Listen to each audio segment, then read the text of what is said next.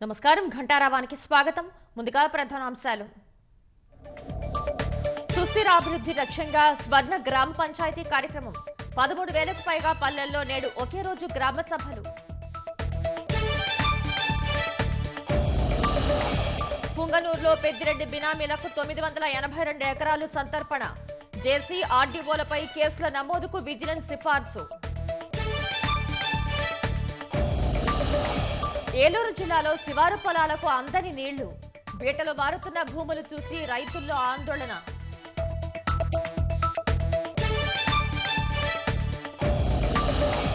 కోల్కతా ఘటనలో మాజీ ప్రిన్సిపల్ కు పాలిగ్రాఫ్ పరీక్షలు. సిబిఐకి అనుమతిచ్చిన స్థానిక కోర్టు.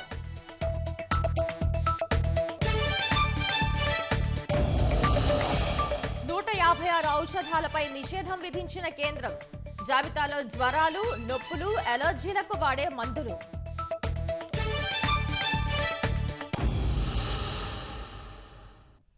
గ్రామాల సుస్థిర అభివృద్ధి దిశగా కూటమి ప్రభుత్వం అడుగులు వేస్తోంది.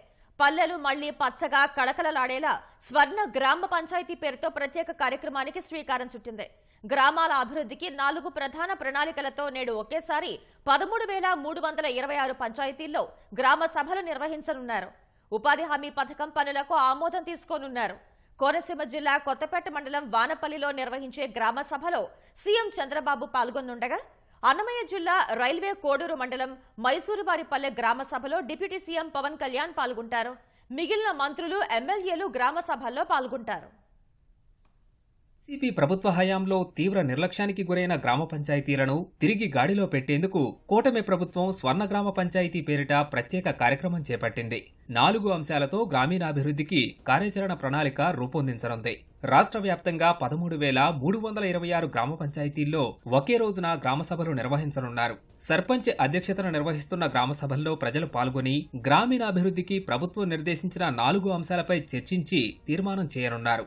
మొదటి అంశంలో ఇళ్లకు విద్యుత్, తాగునీటి కనెక్షన్లు, మరుగుదొడ్డి సదుపాయం, వంట గ్యాస్ కనెక్షన్లు ఇవ్వడంపై చర్చించనున్నారు. రెండో అంశం కింద మురుగు కాల్వలు, మురుగునీటి వ్యవస్థ నిర్వహణ, వీధి దీపాలు, సిమెంట్ రహదారులు, ఘన వ్యర్థాల నిర్వహణపై చర్చించనున్నారు. అలాగే మూడో అంశంగా గ్రామంలో అంతర్గత రహదారుల నిర్మాణంతో పాటు గ్రామాల నుంచి మండల కేంద్రాలకు లింక్ రోడ్లపై చర్చించనున్నారు. 4వ అంశంగా ఇంకుడు గుంతలు, పంట కుంటల నిర్మాణం, ఉద్యానవన, పట్టు పరిశ్రమ అభివృద్ధికి సదుపాయాల కల్పన, పశువుల పెంపకంపై చర్చించనున్నారు.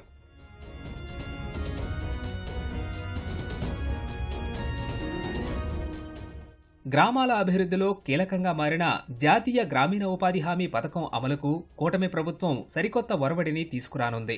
సెప్టెంబర్, మార్చి మధ్య 7 నెలల కాలంలో చేపట్టబోయే అభివృద్ధి పనులపై ప్రణాళికలు తయారు చేస్తున్నారు. గ్రామ సభల ద్వారా ప్రజలందరికీ ఉపాధి హామీ పథకంపై అవగాహన కల్పించి ఇందులో నిధుల దుర్వినియోగానికి అడ్డుకట్ట వేయాలని ప్రభుత్వం భావిస్తోంది. ఉపాధి హామీ పనులకు గ్రామ సభల ద్వారా ఆమోదం పొందేందుకు ఒకేసారి వీటిని నిర్వహిస్తోంది. ఇప్పటికే ఆర్థిక సంఘం నిధులు 2,000 కోట్ల రూపాయలు స్థానిక సంస్థల ఖాతాల్లో జమ చేసిన ప్రభుత్వం ఉపాధి పనులు క్రమపద్ధతిలో నిర్వహించాలని నిర్ణయించింది. జాబ్ కార్డు ఉన్న ప్రతి కుటుంబానికి 100 పని దినాలు కల్పించనున్నారు.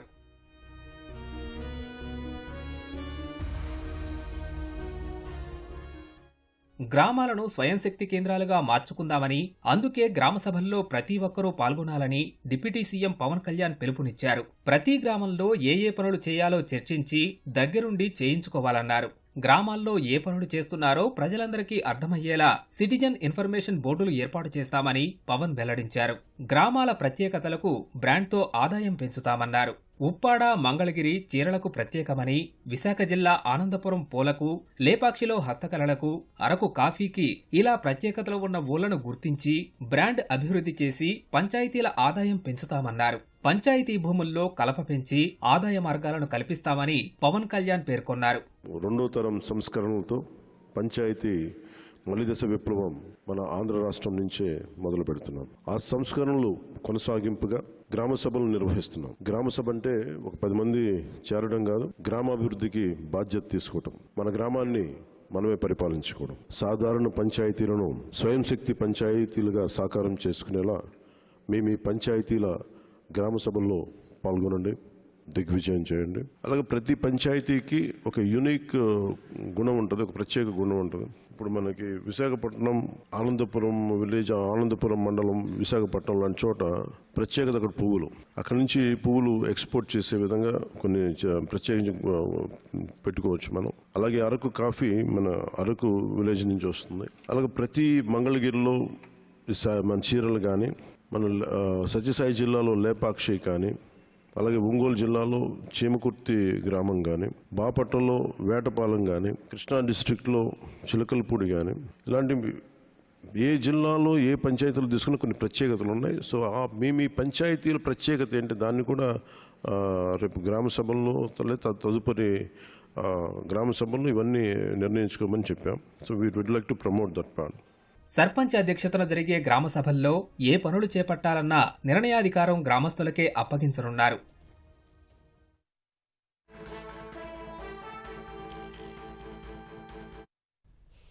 తాజాంశాన్ని చూస్తున్నాం. అనకాపల్లి జిల్లా పరవాడ జవహర్లాల్ నెహ్రూ ఫార్మాసిటీలో ప్రమాదం చోటు చేసుకుంది. ఫార్మాసిటీలోని సినర్జిన్ యాక్టివ్ ఇంగ్రీడియంట్ సంస్థలో అర్ధరాత్రి ఈ ఘటన జరిగింది. ఇక దీనికి సంబంధించిన మరింత సమాచారాన్ని మా ప్రతినిధి కూర్మరాజు అడిగి తెలుసుకుందాం. కూర్మరాజు, ఈ ప్రమాదంపై పూర్తి సమాచారం ఏంటి? ఇప్పుడు అనకాపల్లి జిల్లాలో పరవాడ ప్రాంతంలోని జవహర్లాల్ నెహ్రూ ఫార్మాసిటీ ఉంది. ఈ ఫార్మాసిటీలోని ఈ సినర్జిన్ యాక్టివ్ ఇంగ్రీడియంట్స్ అనే సంస్థ ఉంది. ఈ సంస్థలోని అర్ధరాత్రి సమయంలో నైట్ షిఫ్ట్ లో కెమికల్స్, కొన్ని రసాయనాలు కలుపుతుండగా అవి కిందకి ఒలకడంతో ప్రమాదం సంభవించిందని ప్రాథమిక సమాచారం. ఇది రాత్రి 1:30 తర్వాత జరిగిన ఈ ప్రమాదంకి 4 కార్మికులు తీవ్రంగా గాయపడడంతో వారిని ఒకటొకటిన విశాఖపట్నంలోని ప్రైవేట్ ఆసుపత్రికి తరలించారు. అందులో ఒకరి పరిస్థితి విషమంగా ఉందనే విషయం తెలుస్తోంది. దీని మీద ముఖ్యమంత్రి చంద్రబాబు నాయుడు అధికారులతోటి టెలిఫోన్ లో సమీక్షించారు.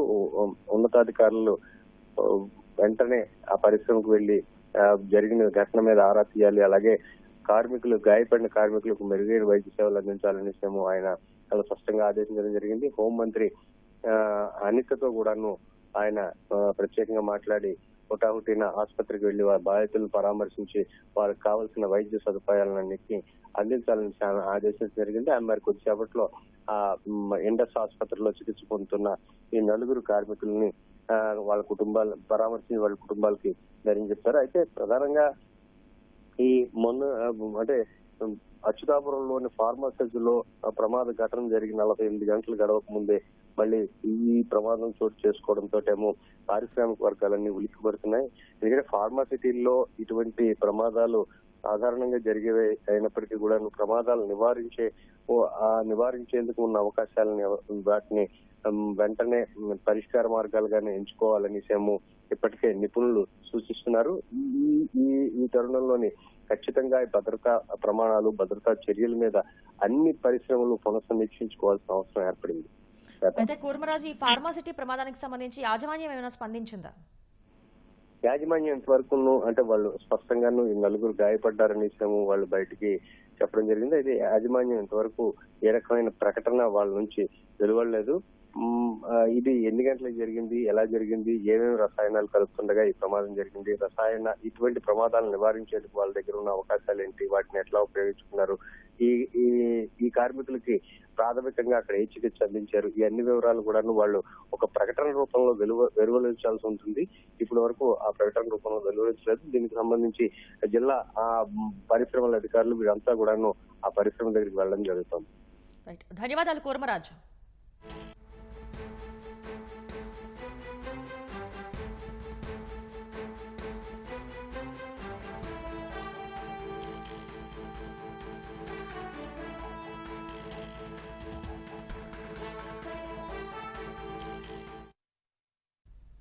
అనకాపల్లి జిల్లా అచ్యుతాపురం ఫార్మా పరిశ్రమ ప్రమాదంలో బాధిత కుటుంబానికి ఎమ్మెల్యే నల్లమిల్లి రామకృష్ణారెడ్డి పరిహారం అందించారు.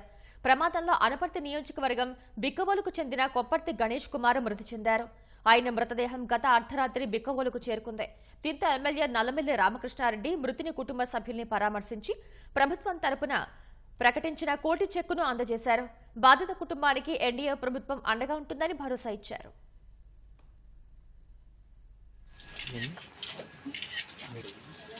ఆయన పట్టిన తీయాలని కూడా ఉండాలి.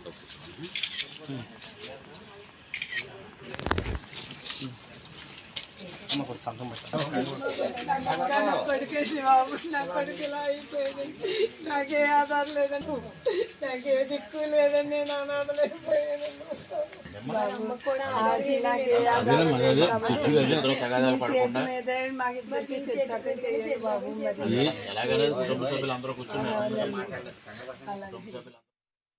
ప్రభుత్వ భూమికి రక్షణగా నిలవాల్సిన రెవెన్యూ అధికారులు వైసీపీ ముఖ్య నేత చేతిలో కీలుగొమ్మలుగా మారారు. జాయింట్ కలెక్టర్ నుంచి తహసీల్దార్ వరకు ప్రతి ఒక్కరూ ఆయన అక్రమాల్లో పాలుపంచుకున్నారు. వందల కోట్ల విలువైన ప్రభుత్వ భూమిని పప్పు బెల్లంలా పంచిపెట్టారు. చిత్తూరు జిల్లా పుంగనూరులో మాజీ మంత్రి పెద్దిరెడ్డి రామచంద్రారెడ్డి భూదందాపై ప్రభుత్వానికి విజిలెన్స్ అండ్ ఎన్ఫోర్స్మెంట్ ప్రాథమికంగా నివేదిక అందజేసింది. కుట్రలో భాగస్వాములైన వారందరిపైన చర్యలకు సిఫారసు చేసింది. వైసీపీ నేత మాజీ మంత్రి పెద్దిరెడ్డి రామచంద్రారెడ్డి భూదందా ఒక్కొక్కటి వెలుగులోకొస్తోంది. వేల ఎకరాలు బినామీల పేరిట దోచుకున్న పెద్దిరెడ్డికి నాటి అధికారులు అడుగులకు మడుగులొత్తారు. చిత్తూరు జిల్లా పుంగనూరు మండలం రాగానిపల్లిలో 100 కోట్లకు పైగా విలువైన 982.48 ఎకరాల ప్రభుత్వ భూమిని ప్రైవేటు పట్టా భూములుగా మార్చేసి కట్టబెట్టారు. ఈ వ్యవహారంలో అప్పటి చిత్తూరు జిల్లా జాయింట్ కలెక్టర్, ప్రస్తుత తిరుపతి కలెక్టర్ ఎస్ వెంకటేశ్వర్ కుట్రకు పాల్పడినట్లు విజిలెన్స్ అండ్ ఎన్ఫోర్స్మెంట్ విభాగం తేల్చింది. ఆయనతో పాటు పలమనేరు ఆర్డీఓలుగా పనిచేసిన పులి శ్రీనివాసులు, మనోజ్ కుమార్ రెడ్డి, నాటి పలమనేరు తహసీల్దార్ సీతారాం ఈ అవినీతిలో భాగస్వాములుగా విచారణలో వెల్లడైంది. వీరంతా నేరపూరిత కార్యకలాపాలకు పాల్పడి ప్రభుత్వ భూముల మ్యూటేషన్లో అక్రమాలు చేసినట్లు విజిలెన్స్ అండ్ ఎన్ఫోర్స్మెంట్ నిర్ధారించింది. వీరందరిపైనా కేసులు నమోదు చేయాలని ప్రభుత్వానికి నివేదించింది. ఈ ప్రభుత్వ భూమిని తిరిగి స్వాధీనం చేసుకోవడంతో పాటు బాధ్యులపై చట్టపరంగా చర్యలు చేపట్టాలని ప్రభుత్వానికి సిఫార్సు చేసింది. రాగానిపల్లెలో 982.48 ఎకరాల భూమికి పుంగనూరు జమీందార్ మహదేవరాయలు కుమారుడు శంకరరాయలు పేరిట 1958 ఫిబ్రవరి 20న చిత్తుపట్టా జారీ అయ్యింది. అనంతరం ఆయన దాన్ని పలువురికి విక్రయించారు. ఆ తర్వాత 1977లో ఈ చిత్తుపట్టాను అప్పటి కలెక్టర్ రద్దు చేశారు. దీంతో ఈ భూమిపై కొన్నేళ్లుగా వివాదం నడుస్తోంది. ఈ భూమికి సంబంధించిన సెటిల్మెంట్ పునః ప్రారంభించాలంటూ 2022 ఏప్రిల్ 28న నాటి చిత్తూరు జిల్లా జాయింట్ కలెక్టర్ సెటిల్మెంట్ అధికారైన ఎస్ వెంకటేశ్వర్ను ఆదేశించారు. ఆయన నిబంధనలు, చట్టపరమైన అంశాలు పట్టించుకోకుండా, సరైన తనిఖీలు చేయకుండా చిత్తుపట్టా కింద ఉన్న ఆ భూమిపై హక్కులిచ్చేందుకు అవకాశం కల్పించారు. మాజీ మంత్రి పెద్దిరెడ్డి దురుద్దేశంతోనే ఈ కుట్రకు పాల్పడ్డారని, ప్రభుత్వానికి తీవ్ర నష్టం కలిగించారని విజిలెన్స్ నివేదికలో స్పష్టం చేసింది. పెద్దిరెడ్డి బినామీలైన ఎన్ వెంకట్రెడ్డి, మరికొందరు వ్యక్తులు ఈ 982.48 ఎకరాల భూమిని నిషేధిత జాబితా నుంచి తొలగించాలని దరఖాస్తు చేసుకోగా నాటి పుంగనూరు తహసీల్దార్ ఆ దరఖాస్తుల్ని ఉన్నతాధికారులకు పంపించారు. నాటి జాయింట్ కలెక్టర్ పులి శ్రీనివాసులు ఈ భూమిని సబ్ డివిజన్ చేసేందుకు గతేడాది సెప్టెంబర్ 11న అనుమతిచ్చారు. అంతకుముందే పుంగనూరు తహసీల్దార్గా పనిచేసిన టి సీతారాం ఈ 982.48 ఎకరాల భూమిని ఆన్లైన్ వెబ్ ల్యాండ్ రికార్డ్స్ లో చేర్చారంటూ ఉన్నతాధికారులకు విన్నవించారు. మొత్తం విస్తీర్ణాన్ని 30 సబ్ డివిజన్లుగా విభజించి 28 మందికి కేటాయించారని కోరారు. దీనిపై నాటి ఆర్డీఓ శివయ్య పలు అభ్యంతరాలు వ్యక్తం చేసి దస్త్రాన్ని వెనక్కు పంపించినా లెక్క చేయలేదు. ఇలా తహసీల్దార్ మొదలుకొని కలెక్టర్ వరకు అంతా కలిసి వందల ఎకరాల ప్రభుత్వ భూమిని పెద్దిరెడ్డి బినామీల పరం చేశారు. ప్రకృతి వైపరీత్యాలు, సాగునీటి సమస్యలతో రైతులకు ఏటా కష్టాలు తప్పటం లేదు. ఈసారి వరుణుడి కరుణతో సకాలంలో వర్షాలు కురిసి జలాశయాలు నిండినా క్షేత్రస్థాయిలో పంట పొలాలకు నీరు అందటం లేదు. ఏలూరు జిల్లాలో శివారు పొలాలు బీటలు మారుతున్నాయి. ఖరీఫ్ సీజన్ ఆరంభంలో ఏలూరు జిల్లా వ్యాప్తంగా కుండపోత వర్షాలు కురిశాయి. సమృద్ధిగా వర్షాలు కురవడంతో జలాశయాలు, చెరువులు, నీటి కుంటలు కలకల్లాడాయి. దీంతో రైతులు ఆశగా ఖరీఫ్ సాగు పనులు ప్రారంభించారు. ఆకుమడులు సిద్ధం చేసుకుని నాట్లు వేసి సాగు ముమ్మరం చేశారు. ఆగస్టు తొలివారంలో కురిసిన వర్షాలతో సాగు పనులు జోరందుకోక ఆపై వరుణుడు ముఖం చాటేశాడు. కాలువల్లోనూ సమయానికి నీరు రాకపోయేసరికి కృష్ణా కాలువ ఆయకట్టు కింద సాగు చేసే శివారు భూములకు నీరు అందటం లేదు. దాదాపు 3 వారాలకు పైగా నీరు లేక ఉష్ణోగ్రతలు పెరుగుతూ రైతుల ఆశలపై నీళ్లు చల్లుతున్నాయి.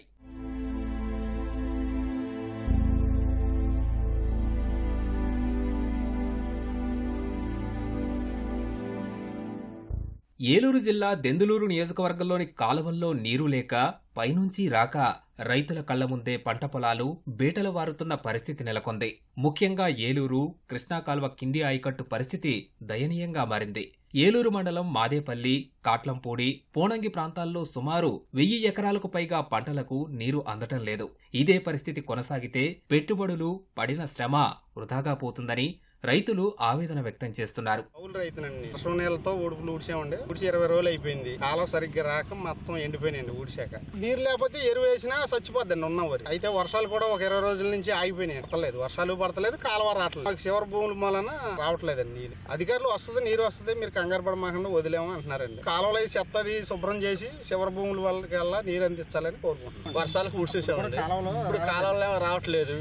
దీనివల్ల చాలా ఇబ్బంది పడిపోతున్నారు రైతుల పగలు చాలా పడుకోగలుగుతున్నా కూర్చుని నీళ్ళకి వచ్చేట్లకి చాలా ఇబ్బంది పడుతుంది. ఈ 6 నెలలు వస్తే పొండి తిండి సేలు ఇలా నీళ్ళు రాకపోతే ఇట్టగే వెళ్ళిపోతే మేము చేసిన వేస్ట్ ఇక మేము అప్పులు పోవాలి. నాట్లు వేసాము. ఇప్పుడు మాకు కూడంత ఖర్చు అవుద్ది. దుక్కే కానీ ఊడిపే కానీ ఒక 15,000 పైనే అవుతుంది. మరి పిండి చల్లకపోతే మట్టుకి సేలు ఏవి పని చేయవు. ఉదయం 6:30కే సూర్యరశ్మి వచ్చేస్తుంది. సాయంత్రం 6 వరకు కూడా సూర్యరశ్మి పోతలేదు. అంత వేడిలో తట్టుకుంటానంటే ఈ పిండేసిన విధంగా తట్టుకోలేవు. ఇక నుంచి అయినా మాకు అయ్యే వరకు వరి అయ్యే వరకు కోతలు కోసే వరకు అందుబాటుగా మాకు నీళ్ళు అందిస్తారని మీకు ధన్యవాదాలు చెప్పుకుంటాం. పెదపాడు మండలంలోని సత్యనారాయణపురం, పెదపాడు, ముప్పర్రు, వట్లూరు, వసంతవాడ, రాజుపేట, కొణికి, తోటగూడెం ప్రాంతాల పొలాలకు నీరు అందక చాలా చోట్ల ఖరీఫ్ సీజన్ ఇప్పటికీ ప్రారంభం కాలేదు. దెందులూరు మండలం సీతంపేట కాల్వ కింద ఇదే పరిస్థితి. నాట్లు వేసిన పొలాలు ఎండిపోతున్నాయి. ఖరీఫ్ సీజన్ ప్రారంభంలో వర్షాలు సమృద్ధిగా కురవడంతో రైతులు ముమ్మరంగా సాగు పనులు చేశారు. ఆ తర్వాత వరుణుడు ముఖం చాటేయడం, కాలువల్లోనూ అంతంత మాత్రంగా నీటి సరఫరా ఉండడంతో ప్రస్తుతం పొలాలన్నీ బీటలు ఆరుతున్నాయి. ఇప్పటికైనా అధికారులు సకాలంలో స్పందించి నీటి సరఫరా చేయని పక్షంలో ఇప్పటి వరకు పెట్టిన పెట్టుబడులన్నీ బూడిదలు పోసిన పన్నీరు అవుతాయని రైతులు ఆవేదన వ్యక్తం చేస్తున్నారు. కెమెరామెన్ రమణతో ఉమామహేష్, ఈటీవీ న్యూస్, ఏలూరు నుంచి. అన్నమయ్య జిల్లా రాజంపేట నియోజకవర్గంలో ఇవాళ ఉప ముఖ్యమంత్రి పవన్ కళ్యాణ్ పర్యటించనున్నారు. అన్నమయ్య డ్యాం వరద బాధిత గ్రామమైన పులపుత్తూరులో పర్యటించి వారి సమస్యల్ని తెలుసుకోనున్నారు. ఈ సందర్భంగా పర్యటనకు సంబంధించిన ఏర్పాట్లను అధికారులు, జనసేన నాయకుడు ఎల్లటూరు శ్రీనివాసరాజుతో పర్యవేక్షించి రూట్ మ్యాప్ ను పరిశీలించారు. వైసీపీ ప్రభుత్వంలో అన్నమయ్య డ్యాం తెగిపోయి సర్వస్వం కోల్పోయామని బాధితులు ఆవేదన వ్యక్తం చేశారు. అప్పటి ముఖ్యమంత్రి జగన్ తమను పరామర్శించి చేతులు దులుపుకున్నారని, న్యాయం చేయలేదని మండిపడ్డారు. కూటమి ప్రభుత్వం తమను ఆదుకోవాలని కోరారు. ఇల్లు కానీ, భూములు కానీ, మేకలు, గొర్రెలు మాకున్నంతట్లో మొత్తం కొలిపినాము. కట్టుకున్న గుడ్డలతో బయటకు వచ్చినాము. ఎంత 3 సంవత్సరాల కదా మాకు చేస్తా అని చెప్పి అదో ఇదో అన్నారు కానీ ఏం చేయలేదు, ఏం అందలేదు. మా పరిస్థితి మటుకు చాలా అజ్ఞానం ఉన్నది సార్. గుడ్సులు తప్ప ఏం లేవు ఇక్కడ. మాకు ఆర్థిక పరిస్థితిగా మాకేమన్నా గవర్నమెంట్ సాయం చేసి ఆ 5 లక్షలు అయినా కానీ మాకు 5 లక్షలు ముట్టలేదు.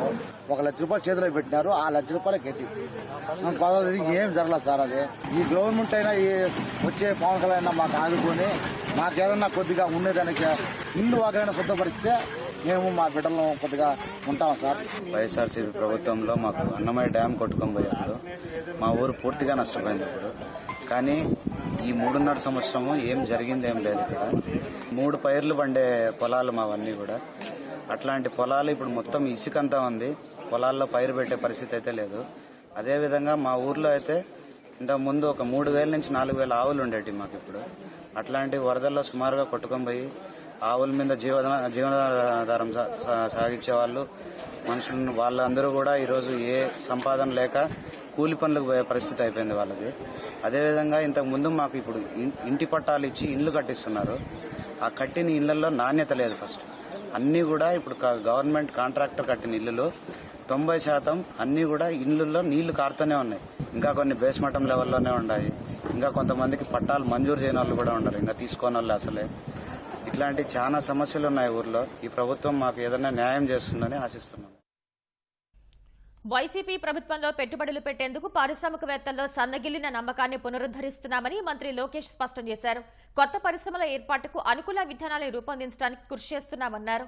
రాష్ట్ర అభివృద్ధి, ఆధునిక అవసరాలు, భవిష్యత్తు పెను సవాళ్లను తట్టుకునేలా కొత్త నగరాల నిర్మాణం సహా వివిధ అంశాలపై తన అభిప్రాయాల్ని పంచుకుంటూ పృథ్వీ తేజ అనే నెటిజన్ సామాజిక మాధ్యమం ఎక్స్లో చేసిన పోస్ట్ను లోకేష్ స్వాగతించారు. రాష్ట్ర సమగ్రాభివృద్ధికి ముఖ్యమంత్రి చంద్రబాబు కట్టుబడి ఉన్నారని లోకేష్ అన్నారు. ఆయన నాయకత్వంలో కొత్త శకం వైపు పయనిస్తున్నామని 2047 నాటికి స్వర్ణాంధ్ర సాకారం దిశగా అడుగులు వేస్తున్నట్లు తెలిపారు. దీనికి మౌలిక వస్తుల కల్పన, మరింత సమర్థవంతమైన లాజిస్టిక్స్ విధానాలు అవసరమన్నారు. పెట్టుబడిదారులకు దీర్ఘకాలంగా పెండింగ్లో ఉన్న సమస్యల్ని పరిష్కరిస్తున్నామని లోకేష్ సమాధానమిచ్చారు. రాష్ట్రంలోని మున్సిపాలిటీ పరిధిలో ఉన్న అనధికారిక లేఅవుట్లపై చర్యలు తీసుకోవాలని మంత్రి నారాయణ అధికారులకు ఆదేశాలు జారీ చేశారు. అనధికారిక లేఅవుట్ల వివరాలను ప్రజల ముందు ఉంచాలన్నారు. రాష్ట్ర వ్యాప్తంగా వివిధ మున్సిపాలిటీ పరిధిలో 50% మేర అనధికారిక లేఅవుట్లు ఉన్నాయని మున్సిపల్ శాఖ అంచనా వేస్తోంది. అనధికారిక లేఅవుట్ల ముందు బోర్డులు పెట్టాలని టౌన్ ప్లానింగ్ అధికారులకు మంత్రి సూచించారు. మున్సిపాలిటీల పరిధిలో అనుమతి లేని లేఅవుట్ల సమాచారాన్ని ప్రకటనల రూపంలో వెల్లడించాలన్నారు. అనధికారిక లేఅవుట్లపై ప్రజల అవగాహన కల్పించాలన్నారు. క్రయ విక్రయాల ద్వారా సాధారణ ప్రజలు నష్టపోయే పరిస్థితులు ఉన్నాయని, వాటిని కట్టడి చేయాలని మంత్రి స్పష్టం చేశారు. రాష్ట్ర వ్యాప్తంగా గ్రామ సభలు నిర్వహించాలని ముఖ్యమంత్రి చంద్రబాబు తీసుకున్న నిర్ణయాన్ని భారతీయ జనతా పార్టీ స్వాగతిస్తున్నట్లు ఆ పార్టీ రాష్ట్ర అధ్యక్షురాలు దగ్గుబాటి పురంధేశ్వరి తెలిపారు. గ్రామ సభల్లో బీజేపీ శ్రేణులు పెద్ద ఎత్తున పాల్గొనాలని పురంధేశ్వరి పిలుపునిచ్చారు. దేశానికి గ్రామాలే పట్టుకొమ్మలు అనే పిలుపుకు ప్రధాని నరేంద్ర మోదీ కట్టుబడి ఉన్నారని ఆమె గుర్తు చేశారు. గ్రామీణాభివృద్ధికి ఇతోధికంగా నిధులు మంజూరు చేస్తున్నారన్నారు. కేంద్రం విడుదల చేసిన గ్రామీణాభివృద్ధి నిధుల్ని వైసీపీ ప్రభుత్వం దారి మళ్లించిందని ఆరోపించారు. గ్రామాల అభివృద్ధి దిశగా కూటమి ప్రభుత్వం ముందుకు వెళ్తుందని పురంధేశ్వరి స్పష్టం చేశారు. కోల్కతా వైద్య విద్యార్థిని హత్యాచార ఘటనను హైకోర్టు న్యాయవాదుల సంఘం తీవ్రంగా ఖండించింది. హైకోర్టు న్యాయవాదుల సంఘం ఆధ్వర్యంలో న్యాయవాదులు నిరసన కార్యక్రమం చేపట్టారు. అనంతరం మౌన ప్రదర్శన ర్యాలీని నిర్వహించారు. ప్రత్యేక కోర్టును ఏర్పాటు చేసి నిందితుల్ని కఠినంగా శిక్షించాలని న్యాయవాదులు డిమాండ్ చేశారు. మహిళలపై వేధింపుల్ని ఆపాలని, వారి రక్షణ కోసం చర్యలు తీసుకోవాలన్నారు. ఇలాంటి ఘటనలు పునరావృతం కాకుండా ప్రభుత్వాలు కఠిన చర్యలు తీసుకోవాలని డిమాండ్ చేశారు. జూనియర్ డాక్టర్పై జరిగిన హత్యాచారం కేసులో ఆర్జీకార్ వైద్య కళాశాల మాజీ ప్రిన్సిపల్ సందీప్ ఘోష్ కు సీబీఐ పాలిగ్రాఫ్ పరీక్షలు నిర్వహించనుంది. ఈ మేరకు ప్రత్యేక కోర్టు అనుమతి మంజూరు చేసింది. ఆగస్టు 9న ఈ ఘటన జరిగిన రోజు విధుల్లో ఉన్న సందీప్ ఘోష్ తో పాటు మరో 4 వైద్యులకు సీబీఐ అధికారులు లై డిటెక్టర్ టెస్టులు నిర్వహించనున్నారు. ఈ కేసులో మాజీ ప్రిన్సిపల్ సందీప్ ఘోష్ ను వరుసగా 3 రోజుల పాటు ప్రశ్నించగా ఆయన పొంతనలేని సమాధానాలు చెప్పినట్టు తెలుస్తోంది. దీంతో ఆయనకు లై డిటెక్టర్ పరీక్ష నిర్వహించాలని సీబీఐ నిర్ణయించింది. ఇందులో భాగంగానే న్యాయస్థానం అనుమతి పొందిన అధికారులు లై డిటెక్టర్ పరీక్షలు జరిపే ఏర్పాట్లలో నిమగ్నమయ్యారు. దేశవ్యాప్తంగా రోజురోజుకి దాదాపు 90 అత్యాచార కేసులు నమోదు కావడం భయానకంగా ఉందని పశ్చిమ బంగాల్ సీఎం మమతా బెనర్జీ ఆందోళన వ్యక్తం చేశారు. ఇలాంటి చర్యలు సమాజం, దేశం విశ్వాసాన్ని దెబ్బతీస్తాయని ప్రధానమంత్రి నరేంద్ర మోదీకి ఆమె లేఖ రాశారు.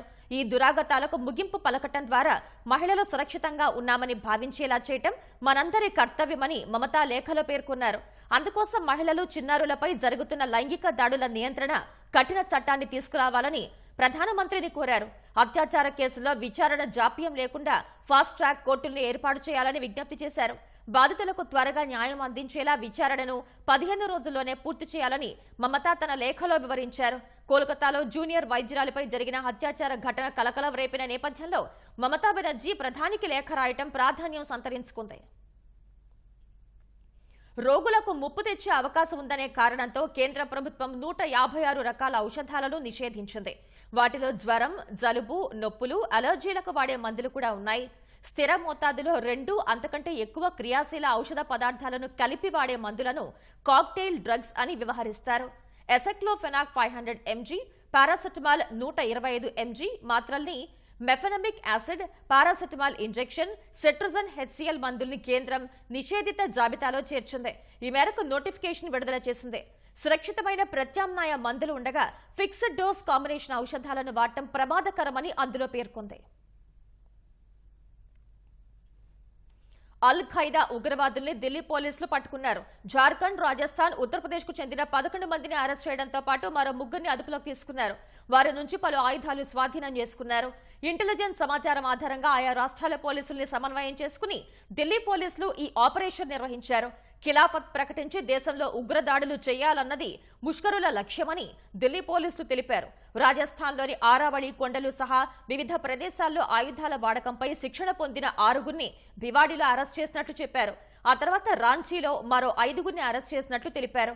అల్ ఖైదా ఉగ్రవాదుల నుంచి AK-47 rifle, .38 bore revolver, 66 live క్యాట్రిడ్జ్లు, ఎయిర్ రైఫిల్, హ్యాండ్ గ్రనేడ్, కీలకమైన రిమోట్ కంట్రోల్ మెకానిజం సహా ఇతర వస్తువులు స్వాధీనం చేసుకున్నట్లు ఢిల్లీ పోలీసులు తెలిపారు. జమ్మూ కశ్మీర్ అసెంబ్లీ ఎన్నికల్లో కాంగ్రెస్, నేషనల్ కాన్ఫరెన్స్ పార్టీల మధ్య పొత్తు ఖరారైంది. ఈ మేరకు నేషనల్ కాన్ఫరెన్స్ అధ్యక్షుడు ఫరూక్ అబ్దుల్లా ప్రకటించారు. తన నివాసంలో ఏఐసీసీ అధ్యక్షుడు మల్లికార్జున ఖర్గే, లోక్సభలో ప్రతిపక్ష నేత రాహుల్ గాంధీతో సమావేశమైన అబ్దుల్లా జమ్మూ కశ్మీర్లోని 90 స్థానాల్లోనూ పొత్తు ఉంటుందని తెలిపారు. దేశంలోని విభజన శక్తుల్ని ఓడించేందుకు కాంగ్రెస్, నేషనల్ కాన్ఫరెన్స్ ఉమ్మడిగా పోరాడుతున్నాయని అబ్దుల్లా పేర్కొన్నారు. సీట్ల సర్దుబాటుపై చర్చలు కొనసాగుతున్నాయని వివరించారు. జమ్మూ కశ్మీర్లో 3 దశల్లో ఎన్నికలు నిర్వహించనున్నట్లు ఇటీవలే కేంద్ర ఎన్నికల సంఘం ప్రకటించింది. సెప్టెంబర్ 18, సెప్టెంబర్ 25, అక్టోబర్ 1వ తేదీల్లో పోలింగ్ జరగనుంది. అక్టోబర్ 4న ఎన్నికల ఫలితాలు వెలువడనున్నాయి.